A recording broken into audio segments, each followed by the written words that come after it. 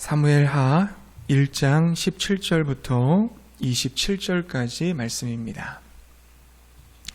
구약 463페이지쯤 있습니다. 사무엘하 1장 17절에서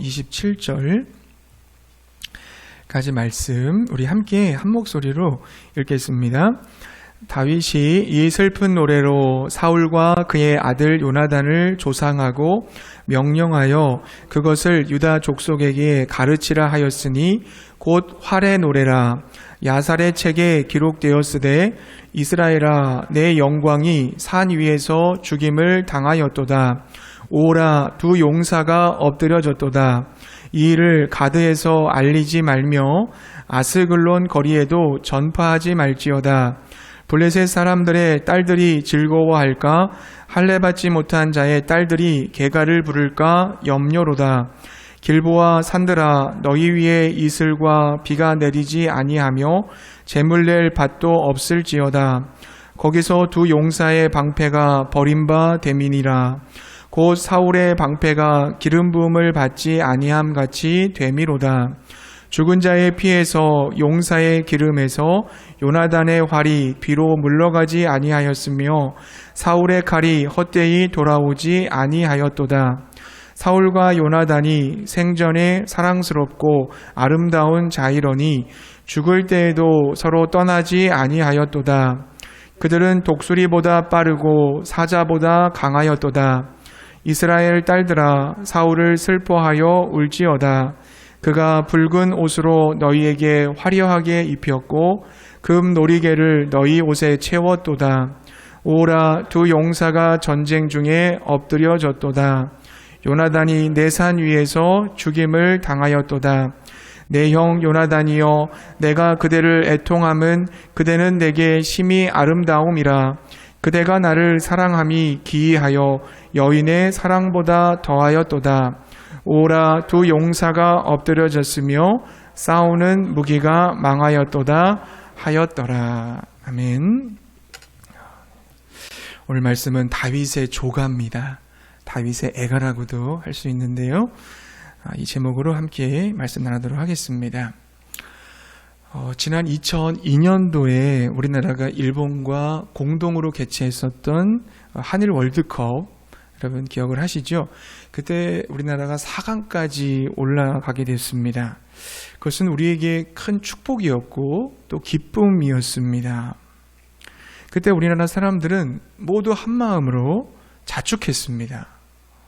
그런데 4강 경기가 있던 날 서해에서 우리 고속정이 북한 경비정의 기습 공격을 받아서 우리 군인들이 죽고 배가 침몰하는 그런 서해 교전이 발생했습니다.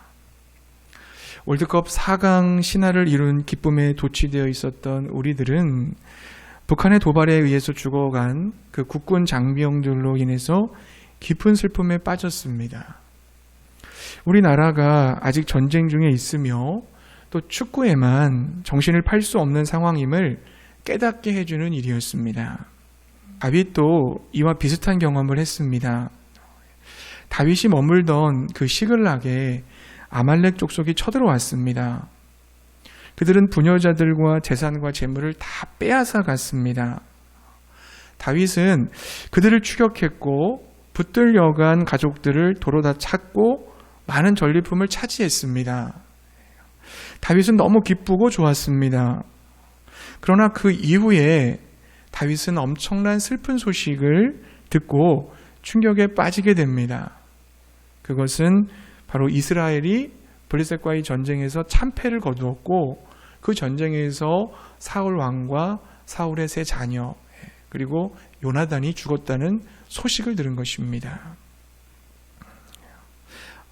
다윗은 슬픔을 억누르지 못하여 자기의 옷을 잡아 찢었습니다. 그는 비탄에 젖었습니다. 해가 질 때까지 울면서 금식했습니다. 이것은 정치적인 쇼가 아니었습니다. 사울과 요나단의 죽음을 진심으로 애도하는 그런 모습이었습니다. 다윗은 사울과 요나단의 죽음을 슬퍼하며 애가를 지었습니다. 그는 이 시를 활의 노래라고 하였고요. 야살의 책에 기록을 했습니다. 야살의 책은 아마도 이스라엘 백성과 그 지도자들의 위대한 영웅적인 그러한 업적들을 기리는 책이었을 거예요. 다윗이 요나단을 위해서는 슬퍼할 수 있을 것 같아요. 깊은 우정을 나누며 서로를 사랑했었던 다윗과 요나단 아니겠습니까? 그러니까 요나단의 죽음에 다윗은 통곡할 수밖에 없었을 겁니다. 그러나 사울을 위해서 슬퍼하기란 쉽지 않았을 거예요. 사울은 자신을 죽이려고 달려든 원수입니다.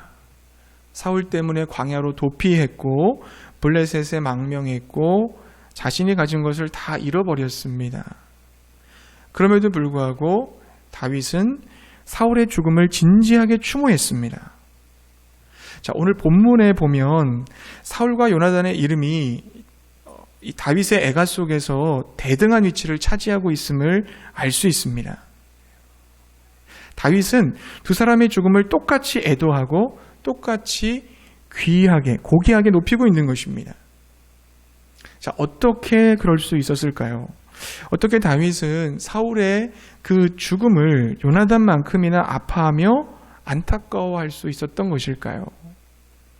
한 두 가지 정도로 정리를 해볼 수 있을 것 같아요. 첫 번째는요, 다윗은 하나님이 모독받으심에 대해 슬퍼하고 있는 것입니다. 다윗은 하나님의 모독받으심에 대해서 슬퍼하고 있는 거예요. 여러분, 사울이 누굽니까? 사울은 이스라엘의 왕이에요. 이스라엘은 하나님의 나라를 가시적으로 보여주는 국가입니다. 즉, 이스라엘이 전쟁에서 패했다는 것, 이것은 뭘 얘기해 주는 거예요? 하나님이 패한 거죠. 그 나라의 왕이 죽고 그의 시체가 이방 나라 블레셋의 조롱거리가 된 것은 하나님이 수치를 받고 웃음거리가 되었다는 얘기입니다. 그래서 다윗은 슬퍼하고 있는 것입니다. 개인적인 원수 관계를 떠나서 하나님 나라를 대표하는 왕이 죽고 그 죽음을 통해서 하나님 나라가, 이스라엘이 모독을 당하고 영광이 떠나고 이방인에게 수치를 당한 것에 대한 아픔과 슬픔인 것입니다. 여러분, 이 예가에서 계속적으로 반복되는 말이 나와요. 그것이 뭐냐면 두 용사가 엎드려졌다, 그 말입니다. 그 표현이에요. 19절에 보면 오라 두 용사가 엎드려졌도다. 25절에도 오라 두 용사가 전쟁 중에 엎드려졌도다. 27절에도 오라 두 용사가 엎드려졌으며. 자, 사울과 요나단을 두 용사라고 표현하고 있습니다. 이스라엘을 위해 싸운 용감한 두 용사가 바로 사울과 요나단이라는 말입니다. 이 두 사람은 블레셋으로부터 이스라엘을 지키기 위해서 끝까지 생명을 걸고 싸운 것입니다. 사울 왕은 이스라엘이 블레셋의 속국이 되는 것을 원치 않았기 때문에 하나님의 백성인 이스라엘을 지키고자 최선을 다한 거죠. 19절에 보면 다윗은 이들을 이스라엘의 영광이라고 그랬습니다. 하나님께서 이들을 통해 영광을 받으시기 위해서 구별하여 세웠다는 뜻입니다. 22절부터 23절에는요, 그들의 용맹함을 노래하고 있어요. 22절부터 23절을 표준 세번역으로 보면은 이렇게 할 수 있습니다.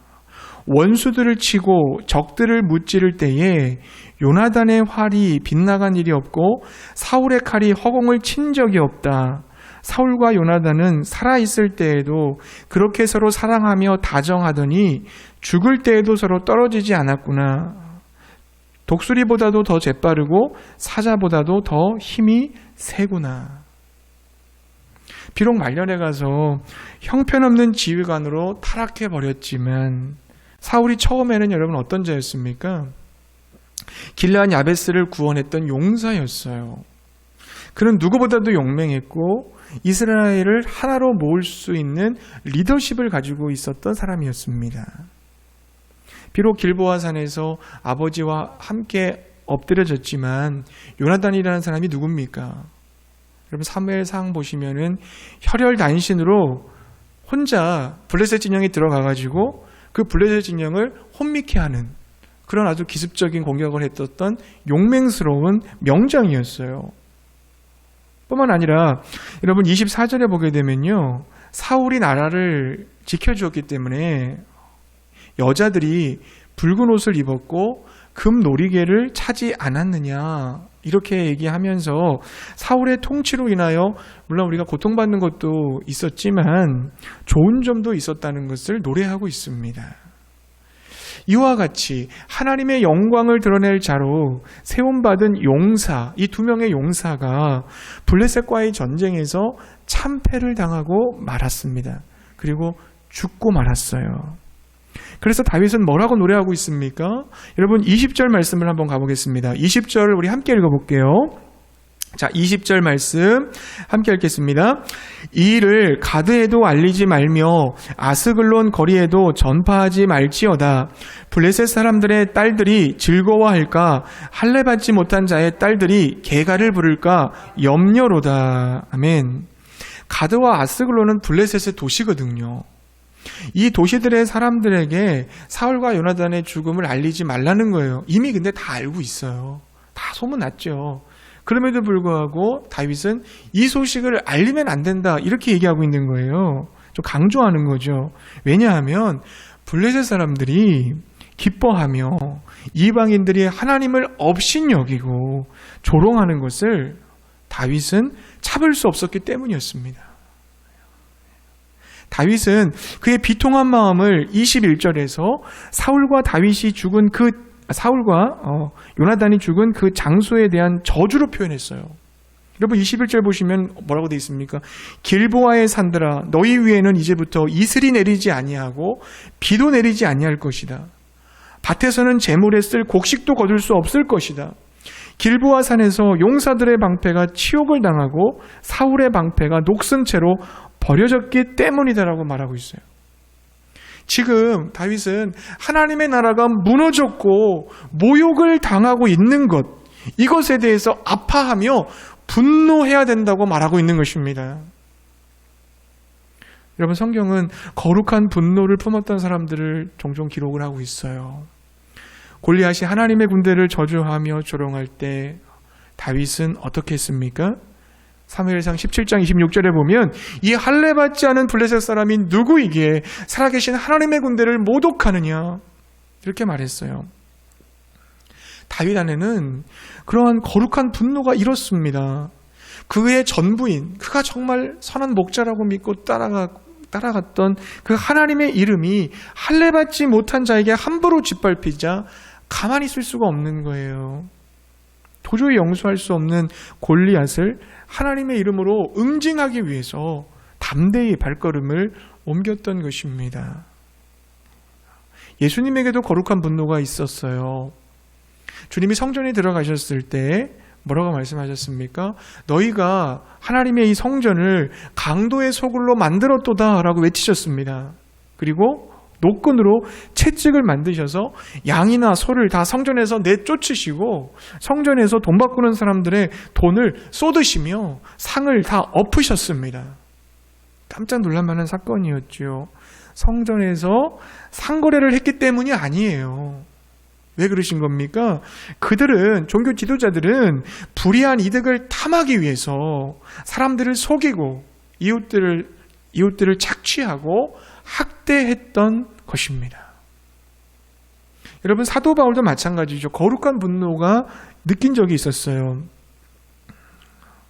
사도행전 17장 16절 말씀 보니까요, 바울이 아덴에서 그들을 기다리다가 그 성에 우상이 가득한 것을 보고 마음에 격분하여, 바울이 그 격분한 이유가 뭡니까? 아덴, 그 아테네에 우상이 가득한 것을 보았기 때문이에요. 당시에 그 아테네를 신들의 도시라고 불렀거든요. 그 정도로 아테네는 파르테논 신전을 비롯해가지고 많은 신전이 있었습니다. 공공장소에서 세워진 신상만 한 3만 개라고 그래요. 엄청나죠. 하지만 누구도 그 상황에 대해서 분노하지 않았어요. 그저 쾌락을 즐기고 철학을 논하는 거에 바빴습니다. 그러나 바울에게는 거룩한 분노가 있었어요. 하나님 이외에 다른 것을 신으로 섬기고 있는 저 사람들, 그리고 그 배후에 역사하고 있는 악한 영들을 보면서 바울의 마음에는 거룩한 분노가 일었던 것입니다. 하나님의 사람들이 가진 그 슬픔과 분노는요, 인간적인 분노, 육체적인 분노가 아닙니다. 그것은 영적인 분노입니다. 그것은 거룩한 분노인 줄로 믿습니다. 사랑하는 성도님들, 우리들에게도 이와 같은 슬픔과 분노가 있습니까? 목사와 성도의 타락은 곧 교회의 타락이요, 교회의 타락은 하나님의 나라가 수치를 당하는 것이요, 곧 하나님이 조롱당하시는 것입니다. 여기에 대해서 슬퍼하며 우리가 분노하고 있습니까? 세상 사람들이 교회를 욕하잖아요. 교회를 폄하합니다. 그때 그들과 같이 교회를 욕하고 목회자와 성도를 우리가 비방하지는 않았습니까? 나의 아버지가 사람들에게 손가락질을 당하고 있는데 같이 나도 내 아버지를 손가락질하며 기뻐한다면 이거 얼마나 더 수치스러운 일이겠어요. 여러분, 우리 한국 기독교가 잘못한 게 많지만 무조건 죄를 덮으라는 말은 아니에요. 잘못된 것은 잘못됐다고 얘기할 수 있어야 합니다. 그리고 고쳐야 합니다. 회개해야 됩니다. 사울도 분명히 잘못했어요. 이스라엘을 대표하는 왕이었고 하나님의 기름 부음을 받은 사람이었지만 그는 잘못했습니다. 그 사울의 잘못한 것은 잘못한 것으로 아프게 받아들이고 그 길로 우리가 따라가면 안 되겠죠. 그 길로 가면 다 같이 망하는 겁니다. 그러나 주의할 것은 뭡니까? 세상이 조롱한다고 해서 우리가 같이 그들과 섞여서 조롱해서는 안 된다는 겁니다. 그들이 우리를 비방한다고 해서 같이 우리도 똑같이 교회를 비방해서는 안 된다는 겁니다. 저 교회는 저런 허물이 있지만 우리 교회는 저런 허물이 없어. 스스로 위로해서도 안 된다는 겁니다. 지역교회, 한국교회의 죄와 허물을 나의 죄와 허물로 알고 그것을 끌어안고 같이 아파하며 슬퍼하며 통곡해야 될 줄로 믿습니다. 그것이 바로 다윗이 갖고 있었던 슬픔이었어요. 다윗의 마음이었습니다. 내가 섬기는 교회만 안 그러면 됩니까? 여러분, 교회는요, 오직 예수 그리스도의 교회 유일한 하나밖에 없습니다. 교회는 딱 하나의 교회예요. 예수의 교회, 예수님의 교회. 모든 교회는 예수 그리스도 안에서 하나입니다. 그러나 한 장소에서 모두 모일 수 없잖아요. 이 전 세계의 기독교인들이 어떻게 한 장소에 다 모여요? 불가능하잖아요. 그래서 지역교회가 있는 거예요. 지역마다 교회를 세운 겁니다. 근데 그 지역교회는 다 하나의 교회인 거를 우리가 인식해야 되는 거예요. 그 지역교회에서 우리는 같은 성도, 같은 하나님의 자녀, 같은 거룩한 하나님의 백성인 것을, 그 정체성을 가지고 한 분 하나님 아버지를 섬기며 예배하며 사명을 감당하는 줄로 믿습니다. 여러분, 이 시대의 교회와 성도를 바라보세요. 정말 어떻게 보면 하나님의 영광이 떠난 것만 같고 주님의 기름 부음이 멈춰서 버린 것만 같은 그런 주의 백성들을 보게 됩니다. 주님의 그 보호와 은혜가 교회 안에서 사라진다고 한다면 여러분, 얼마나 끔찍한 일들이 벌어지겠습니까? 하나님께서 우리를 내어버려 두신다면, 너희들이 그 죄 가운데에서 고난받고 거기에 합당한 대가를 치르라고 그냥 내어버려 두신다면 얼마나 비참한 일이에요. 정말 초라한 교회의 모습을 보면서 우리 아파하고 통곡하고 의로운 분노를 가질 수 있기를 바랍니다. 무너진 교회 뒤에서 역사하고 있는 그 어둠의 영들, 그 음란의 영들, 더러운 귀신의 역사에 대해서 여러분 분노하시기 바랍니다. 사랑하는 성도님들, 주님의 몸된 교회를 향해 여러분 눈물이 회복될 수 있기를 바랍니다. 교회의 아픔을 바라보면서 울 수 있기를 바랍니다. 통곡해야 될 것입니다. 하나님이 모독받고 있는 이 현실에 너희들이 믿는 하나님이 도대체 어디 있느냐? 하나님은 없다라고 얘기하는 그 사람들을 바라보면서 이 현실에 여러분 의로운 분노를, 의분을 가지시기 바랍니다. 그래서 우리를 죄에서 돌이키고 새롭게 하는 저 여러분이 되실 수 있기를 바랍니다. 첫 번째, 다윗은 하나님의 모독을 받는 것에 대한 슬픔을 가졌어요. 두 번째로 다윗은 한 영혼의 죽음을 슬퍼하고 있습니다. 한 영혼의 죽음을 슬퍼하고 있는 것입니다. 여러분, 사울은요, 다윗을 혐오했잖아요. 얼마나 미워했습니까? 다윗을 추격했고요. 다윗을 속였습니다. 광야 시절 내내 다윗은 사울의 그 증오를 받으며 살았습니다. 다윗에게 닥친 위험, 역경, 외로움, 상실 다 누구 때문이에요? 사울 때문이에요. 사울 때문에 벌어진 거예요. 그러나 다윗은 사울을 미워하지 않았어요. 오히려 그를 불쌍히 여기고 긍휼히 여겼습니다. 왜냐하면 하나님이 사울에게 행하신 일이 사울이 다윗에게 한 어떤 일보다 훨씬 더 중요했기 때문이에요. 자, 하나님이 사울에게 행하신 일이 뭡니까? 하나님이 사울에게 왕으로 기름 부었잖아요. 그리고 사울이 다윗에게 한 일이 뭡니까? 사울이 다윗에게 한 일, 미워하고 증오하고 살해 위협을 한 것과 같은 것이죠. 다윗은 하나님이 사울을 이스라엘 왕으로 기름 부었다라고 하는 그 사실을 인정했고 그에 따라 행동하기로 결정했습니다. 다윗은 하나님의 주권에 따라서 좌우되고 움직이기로 선택한 거예요. 만약 다윗이 사울의 그 증오에 입각해서 자신의 인생 행로를 결정해 나갔다면 다윗은 파멸했을 것입니다. 그의 인생은 분명히 저주의 구렁텅이 복수심에 의해서 옹색해지고 제한받는 좁아진 삶으로 떨어지고 말았을 거예요. 왕에서 기름 부음 받았지만 다윗도 왕이 될 수는 없었을 것 같아요. 그러나 다윗은 하나님이 기름 부으신 그 사울을 하나님의 주권에 맡기고 자신의 고통과 상처도 하나님이 알고 계시고 하나님이 다루실 것을 믿고 다 주님 앞에 맡겼습니다. 그래서 다윗에게 하나님의 은혜가 임하기 시작한 거예요. 비록 사울의 증오를 받은 다윗이지만 오히려 다윗은 크고 널찍하고 넉넉한 사람이 되었어요. 그런 사울을 다 마음에 품을 수가 있었어요. 품어도 자리가 남아요. 다윗에게는 사울을 품을 수 있는 여유와 관대함이 흘러넘치게 된 겁니다.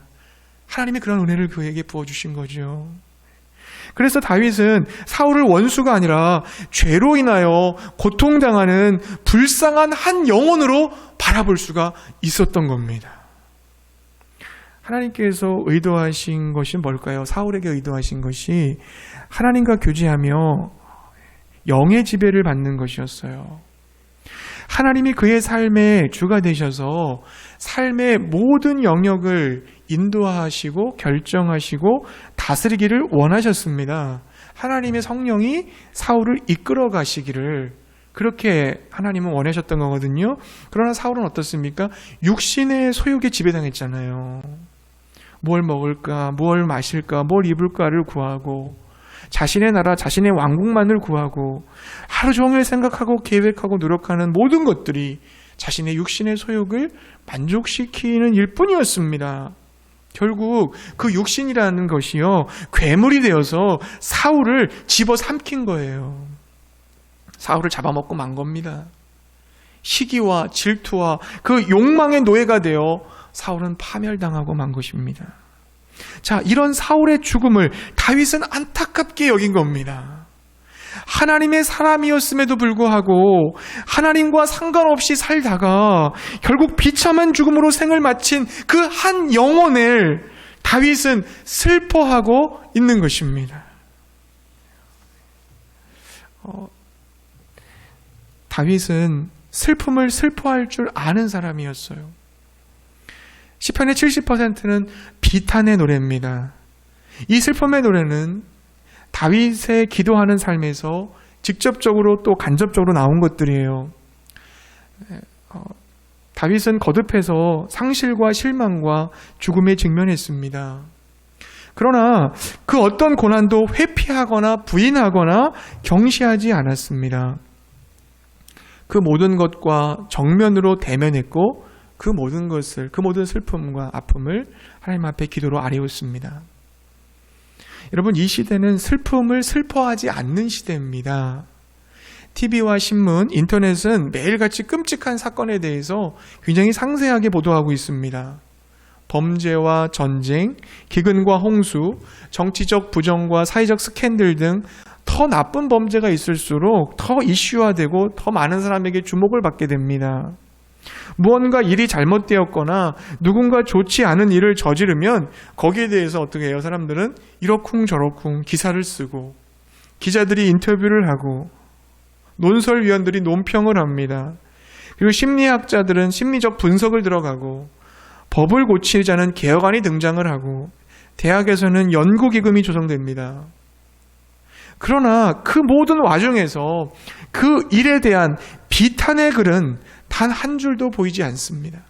아파하고 슬퍼하는 듯 그런 기사가 없다는 말이에요. 같이 그 아픔에 동참하지 못한다는 거예요. 슬픔이 없다는 것은 진리가 진지하게 여겨지지 않기 때문인 거죠. 사랑이 진지하게 여겨지지 않는 겁니다. 한 사람의 생명이 어떤 겁니까? 하나님이 주신 것이고 예수 그리스도께서 구속하시고 성령님이 복을 주신 생명입니다. 너무나 소중하고 존귀한 가치 있는 생명입니다. 그러나 세상은 생명에 대한 존엄성을 잃어가고 있습니다. 생명을 하찮게 여기고 말았습니다. 2014년도에 세월호 사건이 터졌잖아요. 우리 아들, 딸들 304명이 사망했습니다. 사실 여러분 304명이 죽은 하나의 사건이 아니라 304명이 죽은 304개의 사건인 거죠. 그 해 2015년에 어느 목사님이 세월호 사고로 아이를 잃은 부모님을 만날 기회가 있었다고 그래요. 부모님들은 4시간 동안 마음의 격정을 토해내었다고 합니다. 사고 당했을 때는 정신이 없어서 몰랐는데 1년이 지난 지금은 너무 힘들다는 거예요. 두 가지가 힘든데 하나는 사람들의 무관심이고 두 번째는 오해라는 겁니다. 자녀를 잃은 부모님들이 정말 원하는 것이 뭐겠습니까? 그들의 슬픔에 깊이 동참해 주는 거 아니겠어요? 그 슬픔에 함께 대면해 주고 함께 울어주고 아파해 주는 것을 원하는 겁니다. 여러분, 고통 자체가 최악이 아니에요. 미움받는 것 그 자체가 최악이 아닙니다. 사랑하는 사람과 결별하는 것이 최악이 아닙니다. 죽음 자체가 최악이 아닙니다. 최악은 뭡니까? 나에게 닥친 그 어려움과 미움과 사랑하는 사람과의 이별과 그 죽음을 대면하지 못하고 겉도는 거예요. 그냥 대충 덮고 넘어가는 겁니다.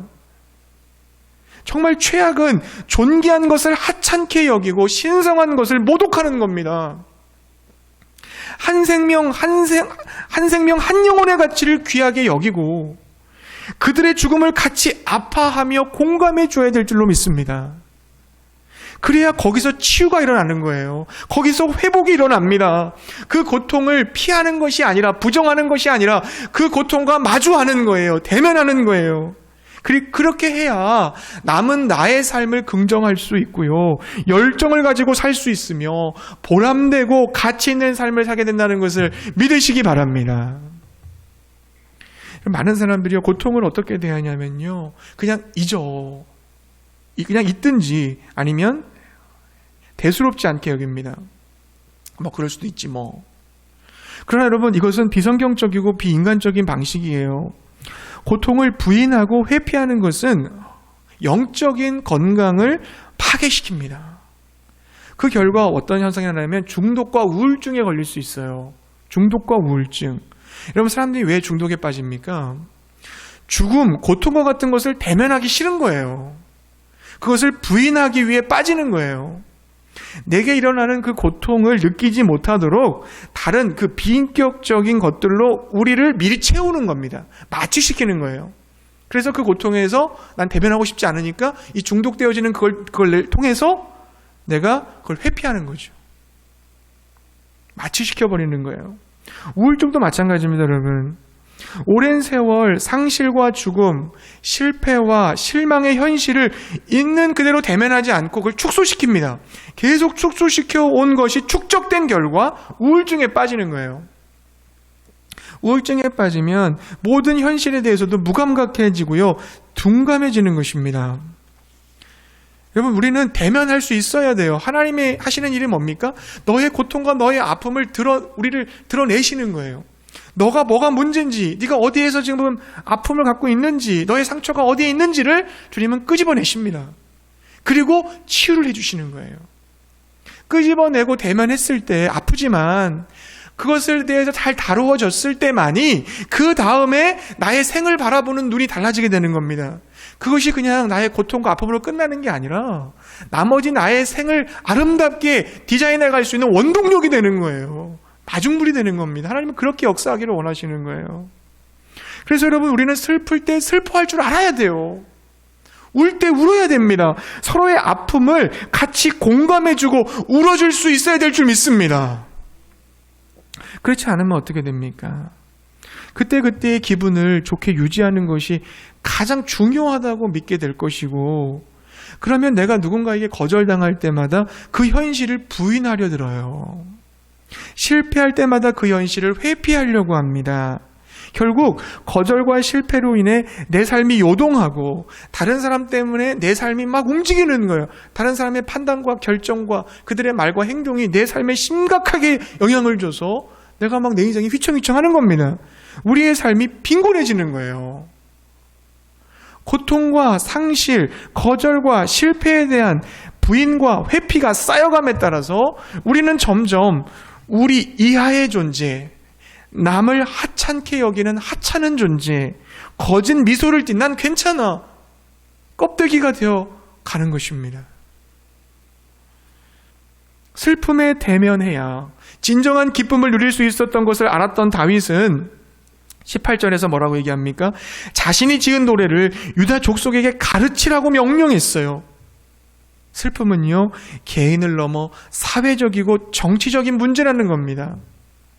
여러분, 그 미국의 그 9.11 테러 당하고 나서 거기다 추모 이렇게 건물을 졌다고 하잖아요. 잊지 말자는 거죠. 우리 같이 사회적으로 그 고통에 동참하자는 겁니다. 사회적으로, 정치적으로 그 아픔에 함께하는 거죠. 다윗도 그걸 알고 있었던 거예요. 고통과 슬픔은 문화를 형성해야 한다는 겁니다. 그래야 우리가 건강해지고 고귀함과 아름다움을 아는 주의 백성으로 세워질 수 있다는 것입니다.